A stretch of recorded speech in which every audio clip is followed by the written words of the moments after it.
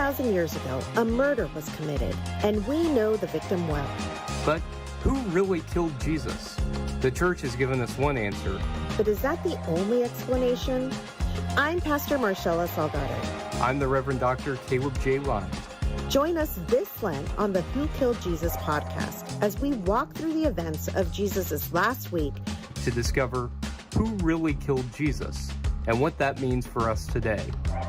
This special 6-week podcast is brought to you by ProgressiveChristianity.org and University Christian Church, San Diego. Hello and welcome to the Who Killed Jesus podcast, episode 1, where we'll be talking about Palm Sunday. Now, a lot of people think that they know exactly who killed Jesus, but maybe there's more to the story than we often think about. I'm Caleb Lyons, and I'm joined by Marshela Salgado.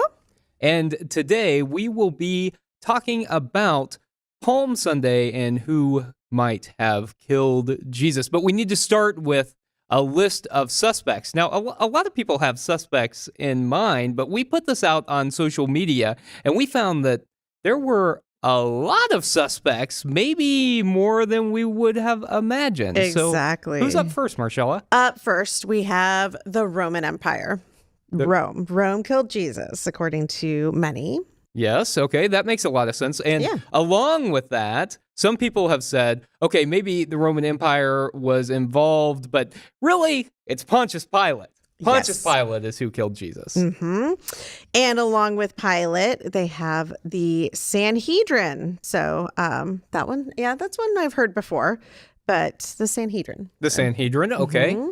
I've also heard a lot of people say the Jews in general. That's pretty broad, but that's pretty broad. And I think we should say at the outset that one of the things with the rising anti-Semitism that we plan to do is to ensure that we combat that idea that it was the Jews who killed Jesus. Exactly. But we have to deal with that. Yeah. So that was one.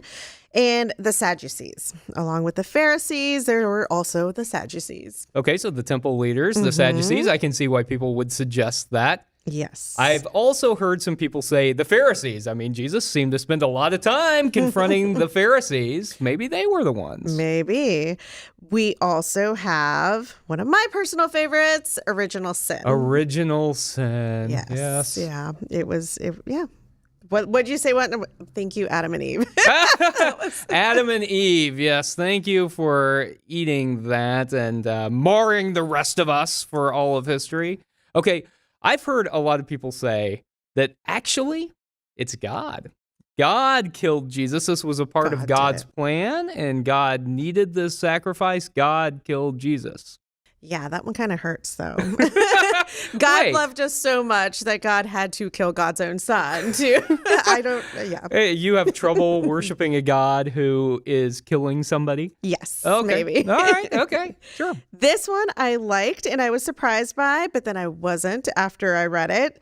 The Republican Party. The modern day Republican Party. Yes, exactly. They are maybe not slowly killing Jesus, but yeah, they're killing Jesus. I was surprised when I saw that someone on social media had posted that, but I thought, and I broadened it on our murder board and I put U.S. politics in general. And so I think that there's a lot to talk about there, but yes, the Republican Party specifically. Yeah. So I've heard a lot of people also say, you know what? It's my own personal sin that has killed Jesus. Mm-hmm. Have you ever experieed that? No. I grew up with, not in my household. My household was very clear about who killed Jesus, but at church, I heard that a lot, my personal sin. So if you would have asked me at the young age of, 10, who killed Jesus, I'd be like, me, I did, I killed Jesus. Yes. I'm 2 years old, and it's all my wrongdoing that killed Jesus. Exactly. You evil child. Of course, my favorite, it was thrown out there by somebody I love, Courtney Love. Courtney Love killed Jesus. Yes. Oh, yeah. Well, she was alive back then, right? She was. Like I've said, Courtney is all around us at all times. And I am sporting my Courtney Did It t-shirt. For all you conspiracy theorists out there, Courtney Love. Courtney Love. Okay. Yes. Someone else suggested Judas, and that makes a lot of sense. It does. Judas betrayed Jesus at the Last Supper, Yeah. and so I get that. Judas is another suspect. That one makes sense. We also have greed. Greed killed Jesus. Okay. Yeah. I think that one would make sense too, actually, when you especially tied in with Judas and other storylines there. Sure. That makes sense. And the disciples didn't seem to get what Jesus was talking about a whole lot, and they seemed complicit. They weren't there, most of them, at the foot of the cross. It was only his women followers who ended up being there, so that makes sense, the disciples. Yeah. And one that actually surprised me, and I'm not sure why, because he is part of the storyline. If you've seen Jesus Christ Superstar, you hear his name. Caiaphas. Caiaphas is one, and it really stood out to me in the book that we were reading that they called him the King of the Jews. Yes. Caiaphas. Exactly. Caiaphas. Yes, Caiaphas. Yes, that makes a lot of sense. And the Roman emperor is our final suspect. The Roman Emperor Tiberius, who was emperor when Jesus was crucified. So, full disclosure, we are following this list of suspects. They will form the basis of our podcast. We're also using Marcus Borg and John Dominic Crossan's book, The Last Week, in which they walk us through the events of Holy Week, and they help us to realize that, you know, a lot of times, maybe we haven't really thought so much about what that last week was like. I don't know about you, Marshela, but I kind of grew up going to church on Palm Sunday, and then maybe I might stop in for a Maundy Thursday, maybe. But a lot of times I wasn't back in church until Easter Sunday. Jesus was already back. Somewhere in between, he died. And he died somewhere in between. But we didn't actually talk about that a whole lot. It was kind of, we came in on Palm Sunday. We had this great celebration. Then we came back next week, and it was Easter. Yeah, pretty much. That was kind of how I grew up also.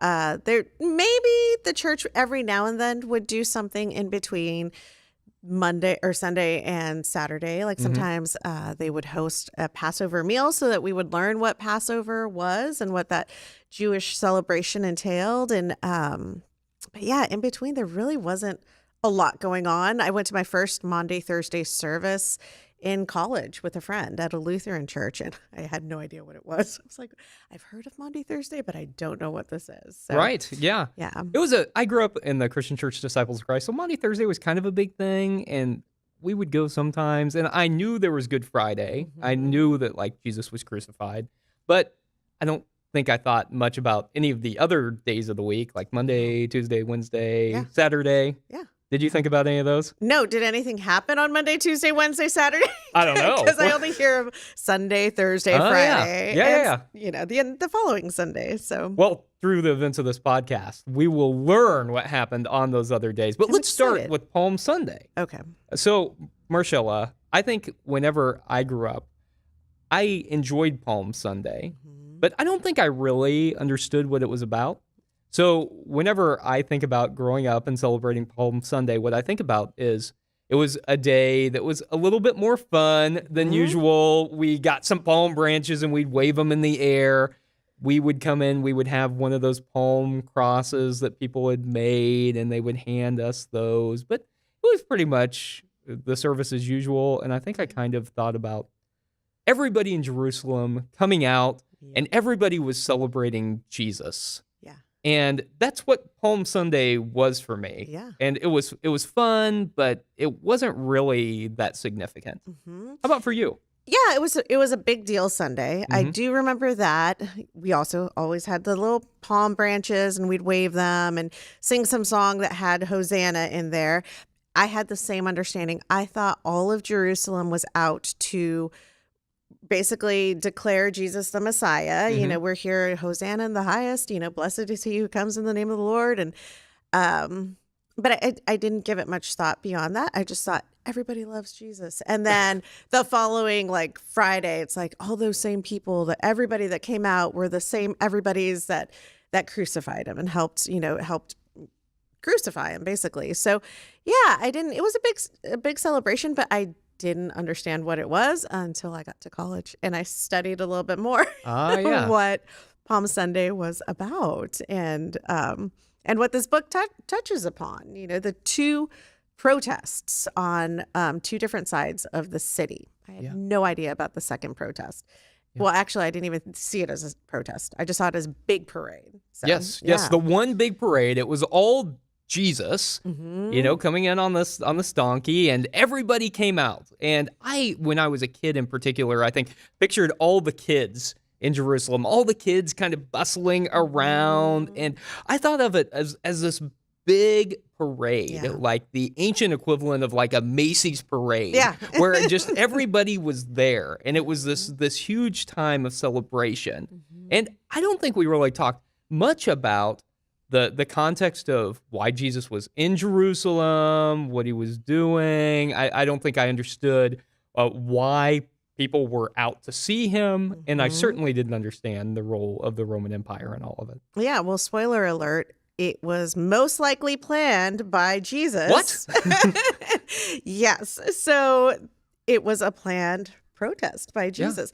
Yeah. And I was shocked that to find out when I was in college, and then again, just every time we go back to the story, that not all of Jerusalem was out to celebrate Jesus. It was only, a few people. Well, not a few, but let's just say the more powerful people were not there. the more powerful people weren't there. So Jesus was this traveling rabbi who was living in this countryside and depending on other people, and it was mostly his people who were there, who showed up on Palm Sunday to celebrate him. Yeah. And you're right. I don't think that's something that we thought about much at all. Nope, not at all. So can you tell us a little bit about what was happening on the other side of the city and the other protest, or the other parade and celebration that was happening? Yeah, I will. But, Marshela, I think one of the things that I love most about Palm Sunday these days is the way we celebrate it here at University Christian Church. Yes. That we celebrate it as a Palms and Parasols New Orleans Second Line Parade. I love it. And the reason we do that is because we recognize that it's like a funeral march, right? And in New Orleans, they parade for funerals. And so we join the funeral march. And so I think key to understanding what's happening on Palm Sunday is recognizing that the parade that Jesus was participating in was really a funeral march. So are you saying that he knew that he was going in to be executed, or? I think it was increasingly clear to him and his followers that the week wasn't going to end well. And I think it's because of why he was there on Palm Sunday. So let's take just a quick break and let's come back and we'll talk about what really happened on Palm Sunday.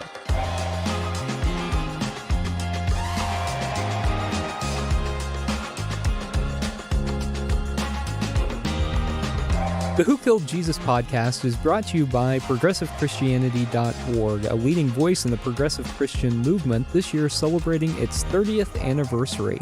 Be sure to check out ProgressiveChristianity.org for all your progressive Christian resource needs. This podcast is also brought to you by University Christian Church in San Diego, California, an authentic, progressive, inclusive congregation striving to proclaim God's love for all.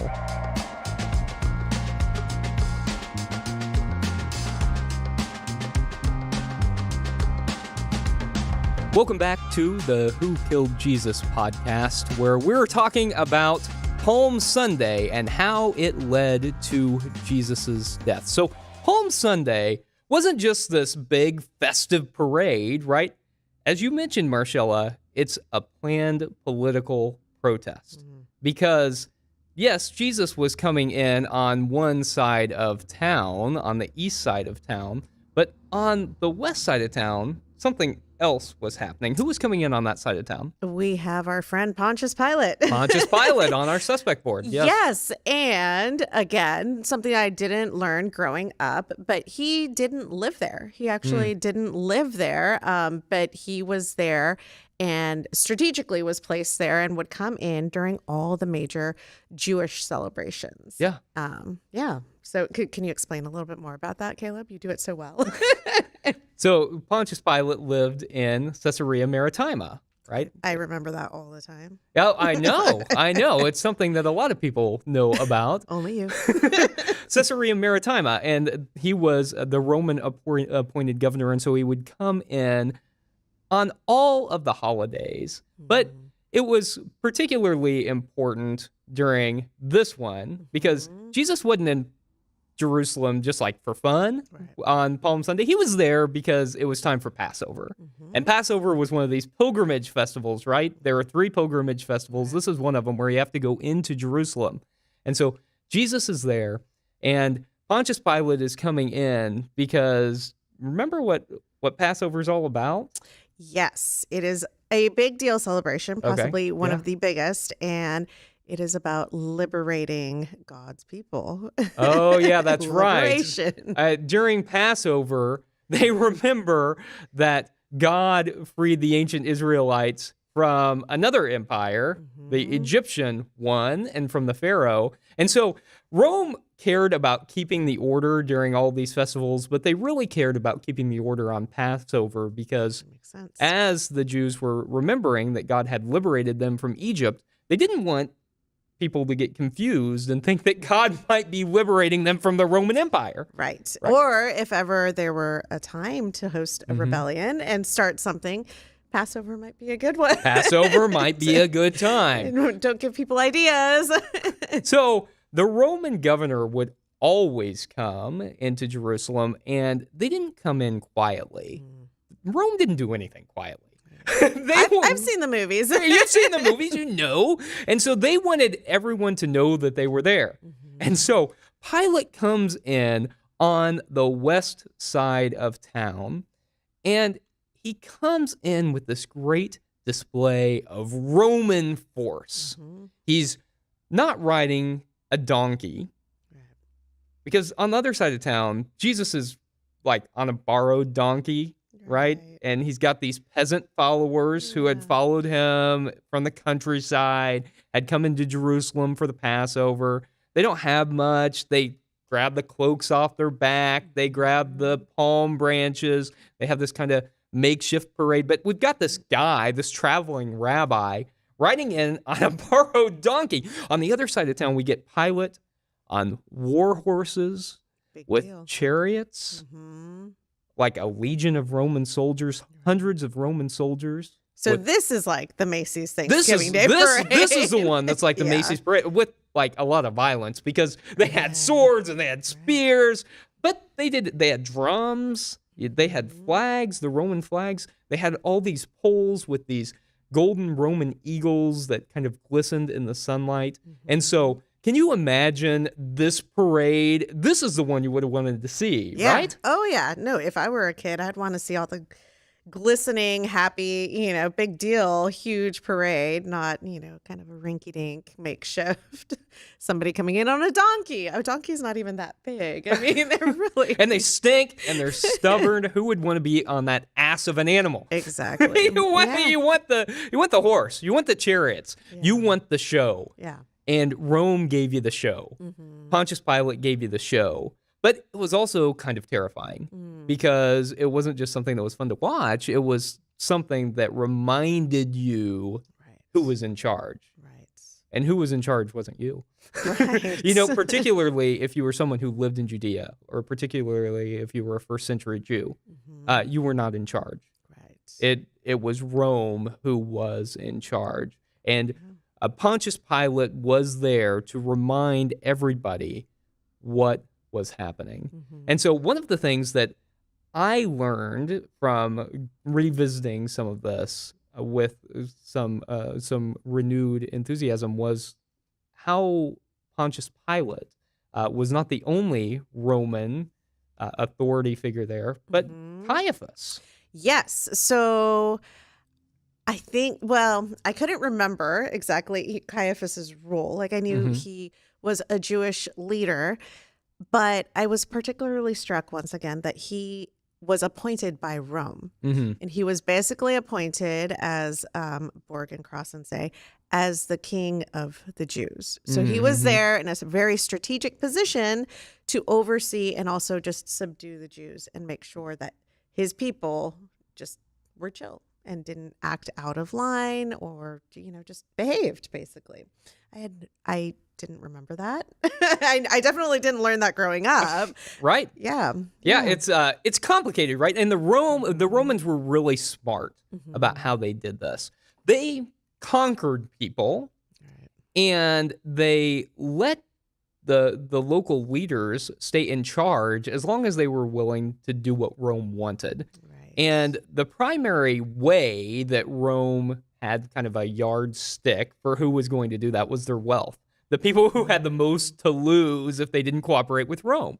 And so Herod the Great, who was the king of the Jews whenever Jesus was born, was a Roman colluder, right? He was relatively new to Judaism even, but he was wealthy and he wanted to hang on to that wealth. And so he did a lot of projects to help people, but he was also incredibly ruthless. Right. And so Caiaphas kind of took on that role after some time after Herod had died. And he was really skilled because I would imagine that would be a really tough role to be in, right? You've got to balance like advocating for your people or at least maybe making sure they don't rebel and also ensuring that you're not falling out of favor with Rome because they'll kill you. Yeah.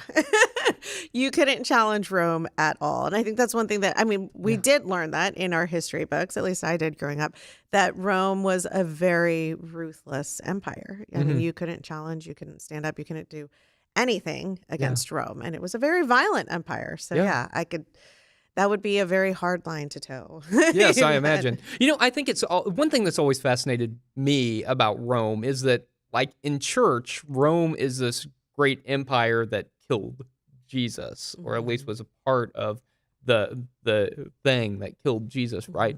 And then in school, we talk about how Rome is this great model of democracy and the pillar of Western civilization. And so that's something that's always kind of stood at odds in my mind is that. And I think one thing that helps me kind of clarify this distinction is the Pax Romani.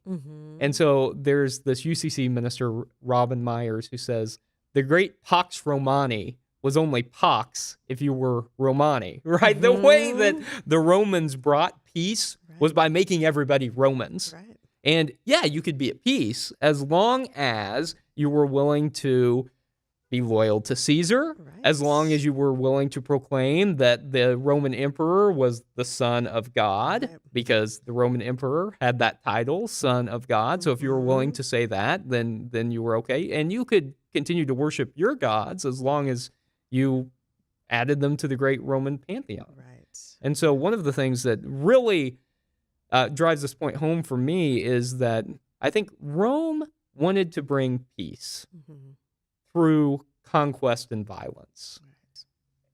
It was through conquering people and making them Romans that they brought peace. But whenever Jesus talks about peace, he's not talking about peace that comes through violence. Right. He's talking about peace that's established through the presence of justice. Yeah. And for me, that makes a big difference and helps me understand this Roman Empire and why Pontius Pilate would have been coming into Jerusalem on Palm Sunday to bring this imposed faux peace to the people where they can kind of celebrate their culture. They can kind of be who they are as long as they're ultimately loyal to the Roman emperor. Loyal to the emperor, declaring him the Son of God. So Jesus would be challenging because on the other side of town, you have somebody who has, constantly, spoken up against Rome and exactly what you said, challenging them by stating that you do this by peace, love, and justice, and not by violence. And that the fact that people were asking him if he was the Son of God, like, Jesus, are you the Son of God? Are you, and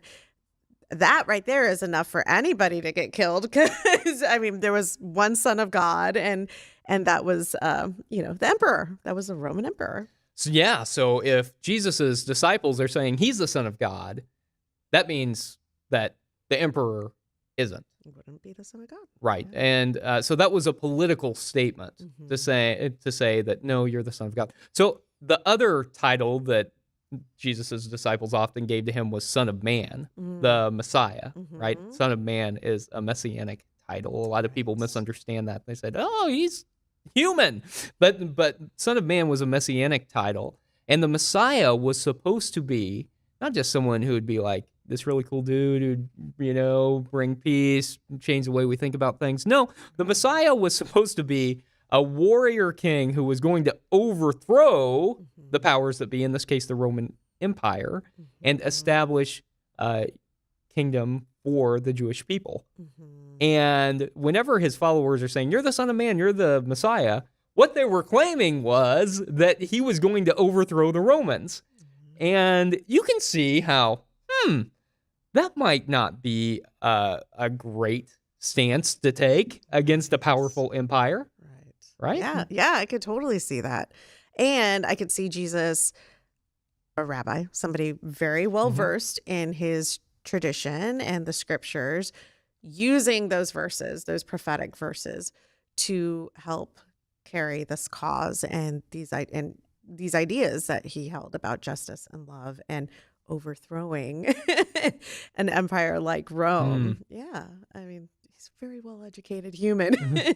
I think that the other thing about this is that whenever we're talking about him establishing a kingdom, that we recognize, I think now, that he wasn't talking about an actual earthly kingdom in the way that his followers probably thought he was, and certainly Rome probably thought he was. Right.